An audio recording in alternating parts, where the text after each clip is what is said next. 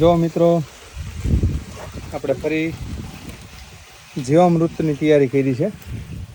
આંબાની અંદર છે ને આ સાઈડની છે ને કેરી થઈ ગઈ છે, એટલે પાણી દેવાનું આપણે ચાલુ કર્યું છે. ડ્રીપ દ્વારા પાણી ચાલુ કર્યું છે. આ તમે જુઓ, આ સાઈડની કેરી થયા પછી આપણે પાણીનું કર્યું છે. કેરીનું સેટિંગ બહુ સરસ છે. જો કેરીનું સેટિંગ પણ બહુ જબરદસ્ત રીતના થયું છે. સૌ પ્રથમ વખત આપણે છે ને 2 કિલો ચણાનો લોટ નાખવાનો છે.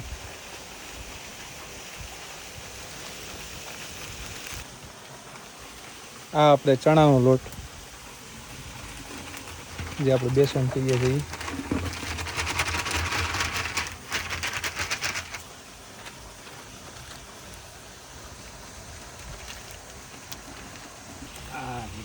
આ ચણાનો લોટ તમે જો.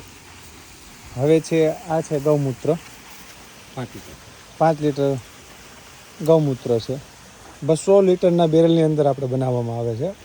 2 કિલો ચણાનો લોટ નાખ્યો છે, ત્યારબાદ 5 લીટર ગૌમૂત્ર નાખ્યું છે. ગૌમૂત્ર તાજું અથવા જૂનું કોઈ પણ હોય ચાલે, પણ ખાસ એક ધ્યાન રાખવાનું છે કે ગાયનું ગૌમૂત્ર જ જોઈએ, એ પણ દેશી, જર્સી ગાયનું નહીં. વિલાયતી કોઈ પણ જાતની ગાય આવતી હોય એ ગાયનું નહીં. હવે આ ગાયની 5 લીટર ગાયની છાશ છે, ખાટી છાશ જે આપણે બનાવીએ છીએ એ છે, એ નાખીએ છીએ.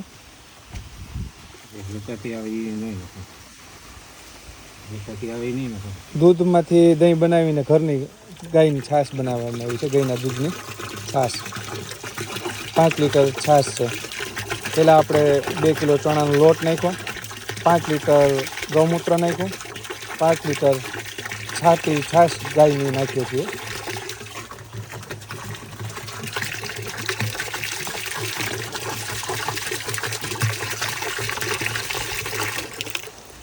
જોવો છો આ ગોળ છે એનું દ્રાવણ કરી નાખ્યું છે. 4 કિલો ગોળ નાખીએ છીએ આની અંદર.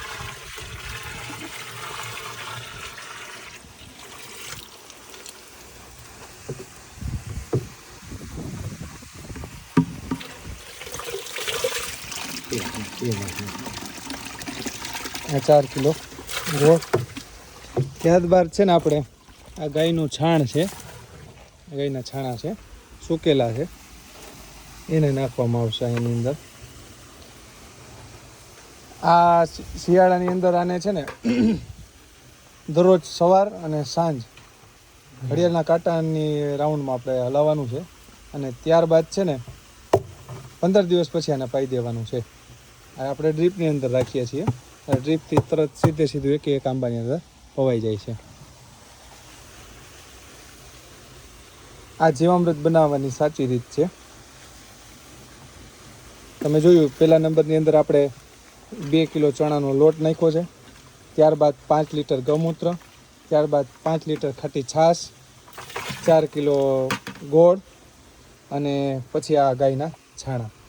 હવે આપણે જંગલની માટી નાખીએ છીએ, એ ખાલી મુઠ્ઠીથી 2 મુઠ્ઠી હોય પણ ચાલે, એ નાખી અને આ જીવામૃત આપણું તૈયાર થઈ જશે.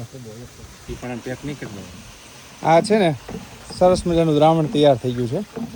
આ પૂરેપૂરું નહીં ભરીએ આપણે, થોડું એટલે લગીને અધૂરું રાખશું, જેથી કરીને હલાવવામાં પણ સરળતા રહે અને આને આપણે આથો ગેસ ન થાય. અને આના આપણે ઢાંકણ છે ને એ એર ટાઈટ નહીં દઈએ, આ છાયાની અંદર રાખેલ છે, આવી ચૂંદડી ઢાંકી અને બંધ કરી દઈશું, જેથી કરીને આની અંદર જે જીવામૃતના જીવાણુઓ તૈયાર થાય, બેક્ટેરિયા તૈયાર થાય, પોઝિટિવ બેક્ટેરિયા જે તૈયાર થશે એ મરી ન જાય.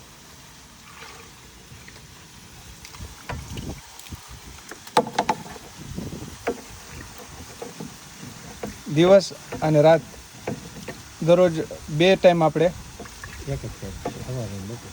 સવારે અને સાંજે 2 ટાઈમ, 1 દિવસની અંદર આપણે હલાવવામાં આવશે. 15 દિવસ પછી આ બેક્ટેરિયા તૈયાર થઈ જશે અને આપણે આને ઉપયોગ કરવા લાયક થઈ જશે. શિયાળો છે એટલે 15 દિવસ કરશું, ઉનાળાની અંદર આપણે 8 દિવસની અંદર તૈયાર કરશું.